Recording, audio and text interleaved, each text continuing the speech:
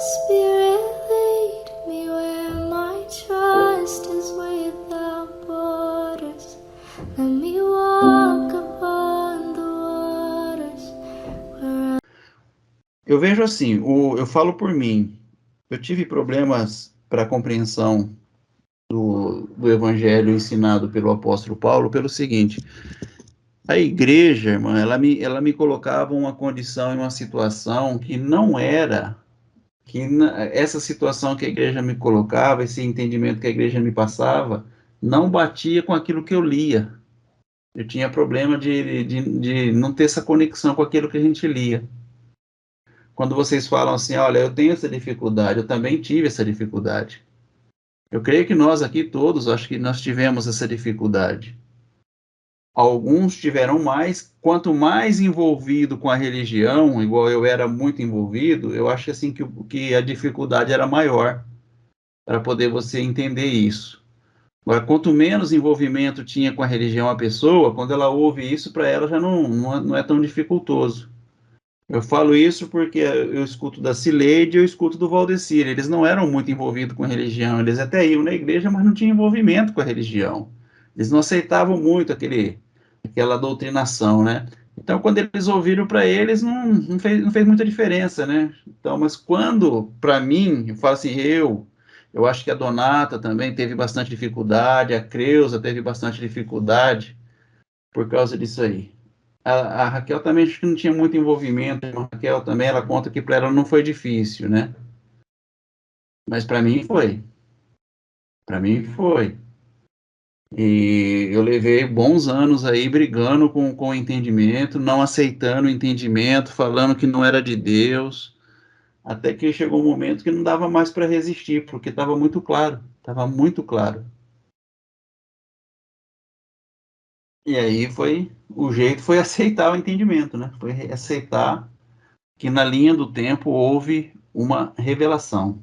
Então, aos Hebreus, capítulo 10, versículo 1, é dito assim, olha, a lei constituiu apenas uma sombra, um vislumbre das coisas boas por vir. Então, a lei não era o motivo, né, irmãos? Ela era uma sombra. Então, ela não era o fim, ela era um meio. A lei era um meio pelo qual Deus estaria trabalhando para poder revelar uma outra coisa, mas ele precisava da lei. Então, o fim da revelação não era a lei, a lei era um meio. Então, havia um fim para essa revelação. Tinha um motivo, um porquê de ele ter posto a lei. Como diz aqui, a lei ela constituiu apenas uma sombra. Então, quando tem o apenas aqui, irmãos, isso aqui determina que é um período, que tem começo e fim. Quando tem um apenas aqui, essa palavra apenas determina que ela não é eterna, entendeu? Ela é temporal, ela é um tempo só. A lei constituiu apenas uma sombra, um vislumbre das coisas boas por vir, mas não as coisas boas em si mesmas. Então não era, as coisas boas não estavam implantadas a partir da lei. Haveria coisas boas a serem reveladas que teria que passar pela lei para que se houvesse entendimento. Sem a lei, seria difícil a humanidade entender o que Deus estava propondo. Então é dito assim: os sacrifícios são repetidos todos os anos. Isso aqui é o que a irmã Elma citou. Na época da lei, quando existia, começou lá com o templo, né, com as tendas primeiro, depois o templo, depois o templo de Salomão. Então, o que acontecia? Os sacrifícios eles eram repetidos constantemente. Todo o tempo era feito sacrifícios, era repetição de sacrifícios. E aqui ele cita assim, a todos os anos, mas nunca puderam purificar inteiramente aqueles que vêm adorar. Por que o apóstolo Paulo está falando isso aqui, irmãos? Justamente com os hebreus. Por que ele não falou dessa forma, assim, dessa forma em outros tipos de carta? Porque ele está tratando com aqueles que eram os agentes diretos do sacrifício. Os gentios não precisavam de sacrifício, eles não sacrificavam. Então, essa carta ela foi direcionada aos hebreus porque os hebreus sabiam o que significava cada situação que ele está colocando aqui. Cada instrumentalização, os hebreus sabiam do significado, o que significava o santo lugar, o santo dos santos, a cada porta da entrada do templo, o caminho, a verdade, a porta da vida, os objetos do templo, da adoração, tudo que estava ali, os hebreus sabiam o significado. Então, o apóstolo Paulo está tratando com os hebreus desse assunto. Ele não está tratando com os romanos, não está tratando com os efésios, não está tratando com os filipenses, não está tratando com os colossenses, com os coríntios, mas ele está tratando diretamente com os hebreus a respeito desse assunto, porque os hebreus eram o povo que detinha esse conhecimento, era o povo que sabia de fato o que significava isso. Então ele colocou aqui que os sacrifícios que eram repetidos ano a ano, eles nunca, segundo o apóstolo Paulo aqui, eles nunca puderam purificar inteiramente aqueles que vêm adorar. Se tivessem esse poder, se os sacrifícios tivessem esse poder, já não precisariam existir, pois os adoradores teriam sido purificados de uma vez por todas, e a consciência de seus pecados teria desaparecido. Eu acho interessante, irmãos, que essa carta, o que ela fala aqui, Arlindo, eu percebo que ainda nos dias de hoje, essa consciência de pecado não está totalmente esclarecida na vida dos filhos de Deus. Eu percebo que ainda tem muita gente que não tem essa consciência de pecado até hoje. Que essa consciência de pecado não é falada como deveria ser falado. Ela não é ensinada como deveria ser ensinada. Porque se naquele tempo eles não tinham consciência de pecado, eu olho hoje e vejo que muitos nos dias de hoje ainda não têm consciência de pecado. Não entende o que significa isso. Aí ele diz assim no versículo 3: em vez disso, esses sacrifícios os lembravam de seus pecados todos os anos. Então, o que acontecia? O sacrifício no templo, que era para limpar as pessoas da consciência de pecado e purificar de fato, eles não podiam purificar. Mas eles tinham um objetivo. Esse objetivo fazia com que as pessoas se lembravam, né? Elas lembravam de seus pecados todos os anos. Todos os anos eles lembravam do pecado. Todos os anos, irmãos. Pois é impossível que o sangue de touros e bodes remova pecados. É impossível, não tem como. Por isso, quando Cristo veio ao mundo, disse: não quiseste sacrifício nem ofertas. Poxa, quando Cristo veio ao mundo, ele fala que Deus nunca quis sacrifícios e oferta. E por que que o povo então sacrificou e ofertou, se Deus não queria isso? Então, da onde surgiu isso? Como que surgiu isso, irmãos? Isso surgiu do quê? Como que surge um negócio que Deus nunca quis? E eles atribuíam isso à vontade de Deus. Vocês não têm curiosidade de perguntar os textos, as coisas dessa... Eu sou muito curioso, irmãos. Eu sou muito chato quando eu leio a Bíblia. Eu gosto de perguntar. Não quiseste sacrifícios nem ofertas. Contudo, me deste um corpo para oferecer. Agora, isso aqui é interessante, irmãos. Não era para que os humanos oferecessem sacrifícios e ofertas, era para que os humanos compreendessem que Deus havia lhes dado um corpo para eles oferecerem. Então não era para eu ofertar para Deus um bode, um carneiro, um sangue de um animal. Era para eu me ofertar ao Senhor. Ofertar um animal é fácil, irmãos. É a coisa mais fácil do mundo. Você matar um animalzinho e ofertar a Deus. Não tem nada a ver com você, não é? Isso não pede de você nada. Isso não é sacrifício. Você, embora parecia um sacrifício, mas não é sacrifício nenhum. Você matar um animal, um ser externo que não tem nada a ver com você, não envolve você. Talvez você até cuidou dele um tempo, um período. Você dedicou ali um tempo na sua vida para poder criar aquele animalzinho, mas você não está dando nada de si. Foi uma questão que sempre me levantou dúvida. Sempre achei um absurdo isso daí. Eu falei, tem cabimento uma coisa dessa? A Não pessoa, tem, mano. o animal, eu acho que está livre, já está tudo certo. Então, você vai vendo que essa falta de assumir a responsabilidade, irmãos, esse defeito de não assumir a responsabilidade, ele se arrasta desde a criação do mundo. Sempre responsabilizar alguma coisa que está fora. Oh, Sempre é responsabilizar os outros e não eu assumir a responsabilidade. Pode falar, irmã Elma.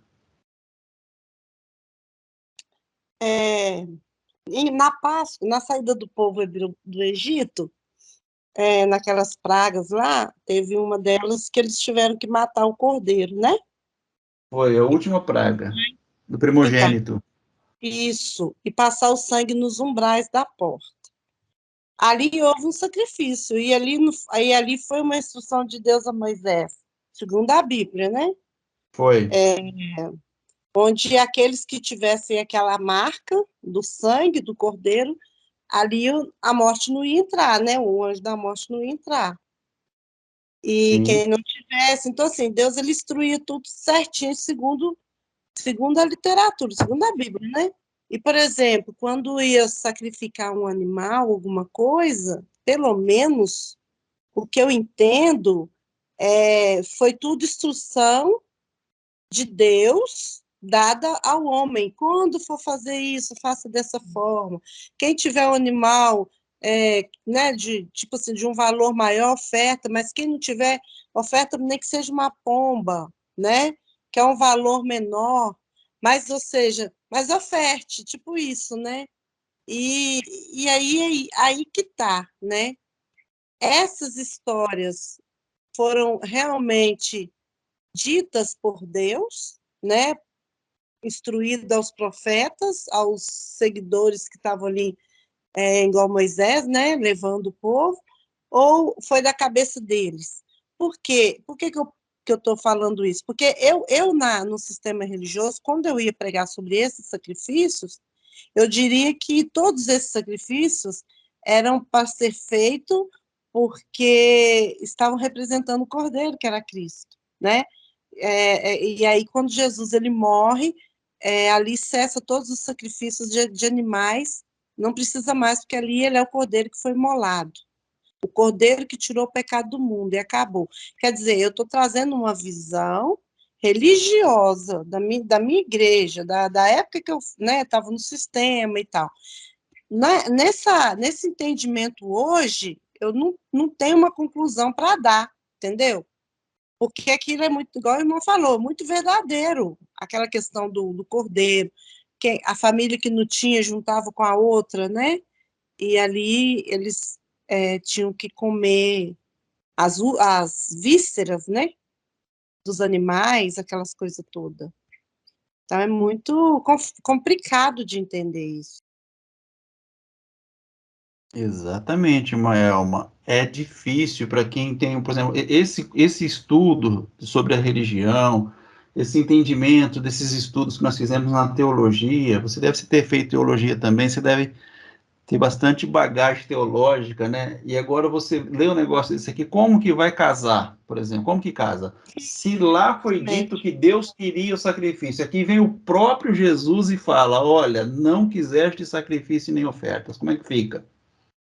Não é? Em quem nós vamos acreditar?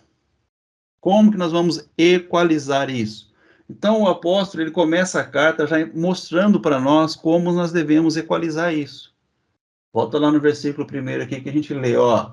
a lei constitui apenas uma sombra dos vislumbres das coisas boas por vir, mas não as coisas boas em si mesmas. Isso aqui é a questão, esse é o X da questão. Essa aqui é a explicação para nós. É isso aqui que me fazia ficar louco quando eu li isso aqui, e eu falava, poxa vida, aqui está escrito isso, e por que que a religião prega diferente? Por que que eu leio na Bíblia, no Antigo Testamento, e a religião distorce tudo isso e prega diferente, se aqui está escrito claramente que a lei, ela constituiu apenas uma sombra, e não a realidade. Se ela não é se ela não é a realidade, então a lei não é a verdade. Entendeu? Então, eu tinha esse problema, irmãos. Eu confesso para os irmãos que eu sofria muito com isso. Por quê? Porque na minha época, na nossa época aqui, da eu, a Donata, a Creuza lá na igreja, a gente não tinha ninguém para poder explicar para nós essas coisas. Eu não tinha ninguém que chegasse comigo numa reunião e falasse assim, olha, irmão Arlindo, vamos estudar esse capítulo 10 de aos Hebreus, porque olha aqui que está escrito aqui, você concorda comigo? E ele dizia, eu concordo, mas não está de acordo com aquilo que os pastores querem que a gente prega, não está de acordo com aquilo que a igreja quer que eu prego.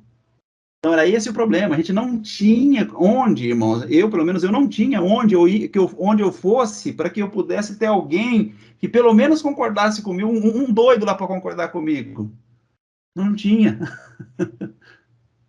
Esse era o problema. Hoje vocês têm uns doidos aqui. Hoje a gente está aqui entre alguns doidos aqui que a gente sabe que hoje dá para a gente entender isso aqui. Né? Pode falar, irmã Raquel. Oi, irmão Arlindo, a lei que você fala, você está se referindo aos 10 mandamentos? Não, a lei, quando eu falo aqui, é todo esse período de 1.500 anos da lei de Moisés, da revelação dos profetas, entendeu? Tudo isso. Não são só as leis dos 10 mandamentos. Ah, sim. É porque até um estudo que o irmão fez, a Cileide até questionou, né? Eu me lembro que ela questionou que um dos 10 mandamentos é não matarás, e lá eles matavam, né? Apedrejavam as pessoas. Exatamente. Matavam pessoas, animais, né? Então, contradiz, né? Contradiz, irmã. Irmã Raquel, eu questionei porque fala lá, não matarás. Aí eu falei, irmãos, estão falando não matarás ser humano? Não matarás animais? Isso falaram não matarás, é tudo. Sim. Estou de plena concordância contigo. Então, aqui tá o X da questão, né, irmãos? A lei constituiu apenas uma sombra. Então, o que as ordenanças de holocaustos e sacrifício está dentro dos 10 mandamentos? Não, não estão. Mas também fazem parte da lei. Então, eram interpretações que os homens davam. Eu costumo falar isso para os irmãos, e até às vezes soa meio estranho, tá, irmãos, o que eu estou falando para vocês aqui. Mas a humanidade deu interpretações às coisas de Deus porque elas escutavam, mas não ouviam. O que elas escutavam sem entender, sem o Espírito de Deus, era escutar. Então era o que Deus estava falando. Para eles era o que Deus estava falando. Eles não estavam entendendo o que Deus estava dizendo. O que Jesus fez? Jesus ele veio ressignificar as coisas ditas por Deus com o Espírito de Deus. E aí se tornou o que Deus disse. Então, quem tem ouvidos, ouça o que Deus diz às igrejas. Desde aquela época eles diziam isso. É o que Deus diz. Porque tem muita gente que só ouviu o que foi falado, mas nunca o que foi dito. Então isso causou um grande problema. Então se nós temos a sombra das coisas, que essas coisas aí que a gente está falando de lei, de profeta, de revelações do Antigo Testamento, de vale de osso seco, isso aí não tem em si mesmo a revelação. A revelação não está ali em sua totalidade. Elas não têm, elas são apenas sombras. São apenas sombras. A realidade, ela se revelou através do Filho, através de Cristo. Aí sim é a realidade. Ali você vai encontrar a realidade. Ali já não é mais sombra. Ali já não te causa mais dúvida, ali te dá certeza. Ali você não vai mais estar debaixo de uma expectativa de coisas. Aí as pessoas, irmãos, elas tiveram uma vida muito baseada naquilo que eram as sombras. E a religião se baseia muito nas sombras. Então, quando é dito a respeito dos profetas, por exemplo, que eles recebiam revelações da parte de Deus, que eles entendiam, muitas vezes, que cada revelação ali era para um período futurista, tem muita gente nos dias de hoje achando que Deus está revelando coisas para o futuro também, até hoje. Até nos dias de hoje, as pessoas estão vivendo dessa forma. Então, elas se baseiam em fatos, em uma fé de um Deus futurista. É um Deus que está sendo colocado na vida dela lá na frente, vai ser colocado, né? Ela está aguardando um Deus para ser posto na vida dela lá na frente. Então, essas pessoas que têm esse tipo de entendimento, elas são incapazes de viver o Deus agora. Elas não conseguem viver o que tem pronto para elas no momento, porque elas vivem sempre o que está faltando. E isso é um problema que a humanidade enfrenta, principalmente os religiosos. E são muitos, irmãos, que estão passando por esses problemas. Então, quando Jesus ele vem ao mundo, nós estamos lendo aqui no versículo 5, ele diz, olha, não quiseste sacrifícios nem ofertas. Nunca foi o que Deus quis. Então, por que Deus mandou matar aquele cordeiro e passar o sangue nos umbrais da porta, irmão Arlindo? Quando Deus fala com a humanidade naquele período, a humanidade está nos seus primeiros rudimentos. Está vivendo os momentos rudimentares da caminhada. No princípio ali. Então, quando Deus manda matar aquele cordeiro, era para que, quando o cordeiro viesse, depois de, 6.000 anos ou 4.000 anos, essas datas são muito questionáveis, e o cordeiro, de fato, fosse trazido, a sua morte fosse trazida sobre a revelação dos homens, os homens entendessem que aquele ato lá atrás era para representar o que estava acontecendo aqui agora. Então havia um objetivo, irmãos, havia um porquê. Só que quando acontecia isso, os homens faziam disso leis, faziam disso regras, faziam disso normas, faziam disso cultos, e eles iam criando as coisas. A humanidade vai criando coisas em cima daquilo que muitas vezes eles não entendem o que está acontecendo, mas eles criam regras, eles criam condutas em cima disso que eles não estão entendendo. Mas quando é dito assim, olha, contudo me deste um corpo para oferecer, por que ninguém busca entender o que significa? Contudo me deste um corpo para oferecer, mas eles ficam nessa, mas e o sacrifício do passado? Entendeu? Então, nós aprendemos na nossa caminhada, desde novinhos, desde novos, nós fomos educados a ser denunciadores de trevas. Denunciadores de trevas. Todo mundo falou assim para nós, olha, onde você vê uma coisa errada, bota a boca no trombone e aponta o erro das pessoas. É assim que os homens vivem. O fulano não está bem, irmão Arlindo. Mas também, né? Olha o que ele está fazendo. Denunciador de trevas. As pessoas são denunciadoras de trevas na sua maioria. Só que nós não estamos aqui para denunciar trevas, irmãos.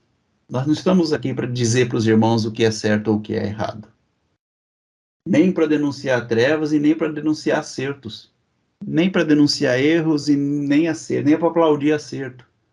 Então, por que nós estamos aqui, irmão lindo? Nós estamos aqui para revelarmos luz.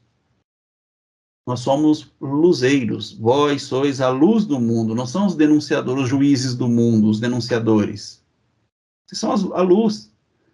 Se você perceber alguma coisa aqui, alguma situação de trevas, vai lá e brilha naquele local lá. Não fica denunciando trevas.